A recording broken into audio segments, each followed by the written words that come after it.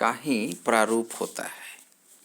परिवार में बच्चे की सबसे पहली अंतःक्रिया माता पिता से होती है। अतः बच्चों के समाजीकरण में बच्चों के माता पिता द्वारा किया गया व्यवहार अधिक महत्वपूर्ण है। कुछ माता पिता ऐसे होते हैं जो अपने बच्चों को बहुत दुलार, प्यार, स्नेह आदि देते हैं। समाज मनोवैज्ञानिक के अनुसार जिन माता पिता के द्वारा बच्चों के प्रति हार्दिकता दिखलाई जाती है, उनके बच्चों में सामाजिक गुणों एवं सामाजिक व्यवहारों का विकास तेजी से होता है। इस तरह से हम देखते हैं कि बच्चों के सामाजिक विकास में माता पिता और परिवार का बहुत ज़्यादा योगदान होता है। अब परिवार के बाद हम स्कूल पर आते हैं। समाजीकरण के साधन के रूप में स्कूल का भी महत्व काफ़ी है। बालकों के समाजीकरण में स्कूल के महत्व को दिखाने के लिए शिक्षा मनोवैज्ञानिकों द्वारा कई अध्ययन किए गए।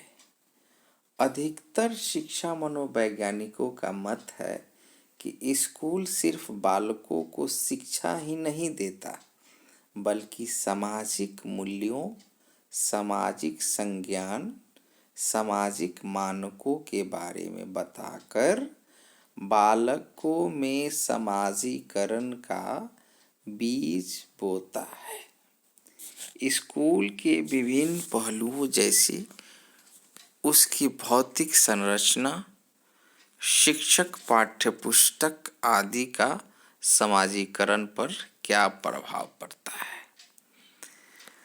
बच्चे अपने परिवार, अपने माता पिता से समाज के बारे में उनके द्वारा किए गए व्यवहार को सीखता है। उसके बाद विद्यालय के क्रियाकलाप और विद्यालय के परिवेश के साथ साथ समाज और विद्यालय को एक साथ दोनों के बीच होने वाले सामंजस्य को देखता है और उसको अमल करता है तथा स्कूल का आकार छोटा एवं सुसंबद्ध होता है। अतः इस तरह से हम कह सकते हैं कि विद्यार्थियों की संख्या का भी प्रभाव छात्रों के सामाजिक व्यवहार पर पड़ता देखा गया है। वर्ग में छात्रों की संख्या कम रहने पर छात्र सक्रिय होकर वर्ग के कार्यों में भाग लेते हैं। अब हम घर, विद्यालय को देखें, उसके बाद सामाजिक सहभागिता की भावना जागती है। जैसे स्कूल में अगर हम कोई क्रियाकलाप करते हैं या खेल कराते हैं तो उसमें बच्चों के प्रति सहभागिता का भी भावना जागता है।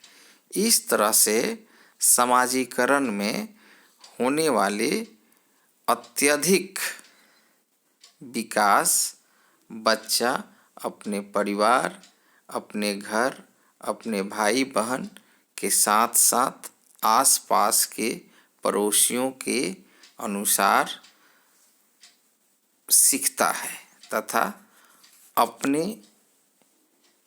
परिवेश के अनुसार सामाजिक मूल्यों को पहचानता है।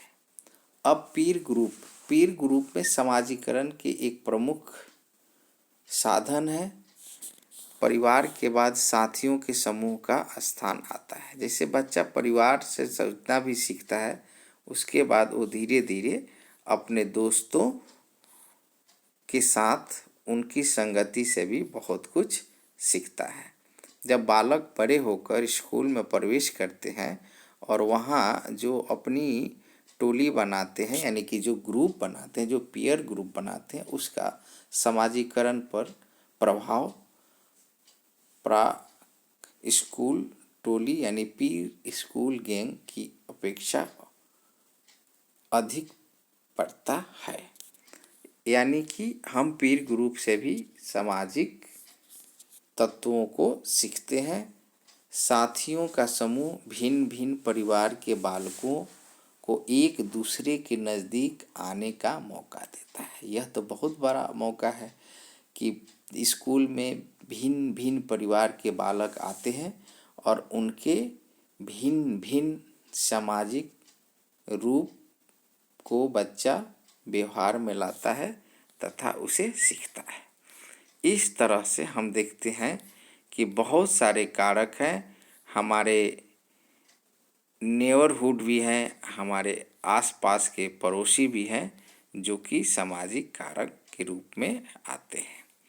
उसके बाद कास्ट एंड क्लास की बात करते हैं। ये बहुत इम्पोर्टेंट है। भारत जैसे देश में जाति एक महत्वपूर्ण साधन है, जिससे भी समाजीकरण की प्रक्रिया नियंत्रित होती है। जाति व्यक्ति के जन्म द्वारा निर्धारित होने वाली एक व्यवस्था है, जो अपने सदस्यों या व्यक्तियों के सामने कुछ निश्चित नियम तथा प्रतिबंध प्रस्तुत करती है। इस तरह से हम देखते हैं कि कास्ट और क्लास भी समाजीकरण का एक बहुत बड़ा बिंदु है। उसके बाद हम भाषा पे भी देखते हैं। समाजीकरण मूलतः सीखना की प्रक्रिया, यानी कि समाजीकरण मूलतः सामाजिक सीखने की प्रक्रिया है। चाहे सामाजिक सीखना की प्रक्रिया होना इस बात पर निर्भर करता है, एक सेकंड क्षमा से, इस बात पे निर्भर करता है कि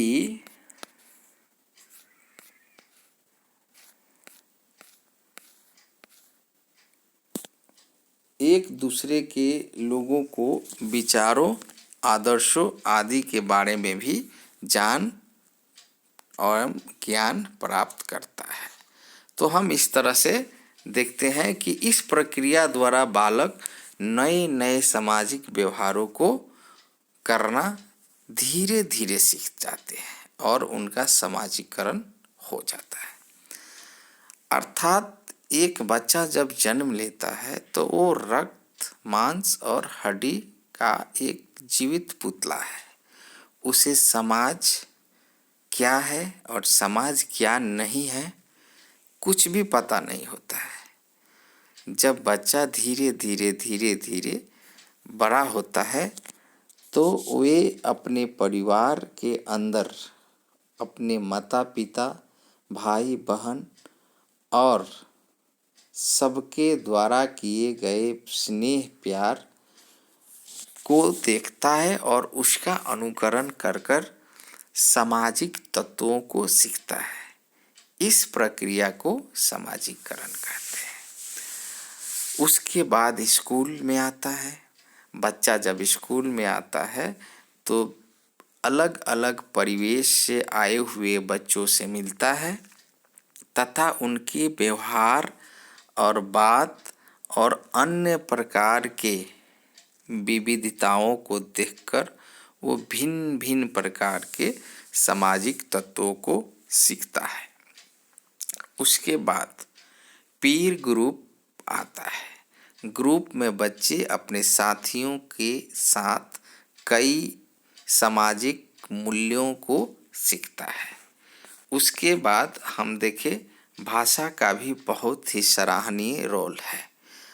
भिन्न भिन्न प्रदेशों में अलग अलग भाषा और अलग अलग भाषा बोलने वाले बच्चे का भी सामाजिकरण में अति महत्वपूर्ण योगदान है। तो मेरे दोस्तों, जाति एवं वर्ग का भी समाजीकरण में अपना एक स्थान है।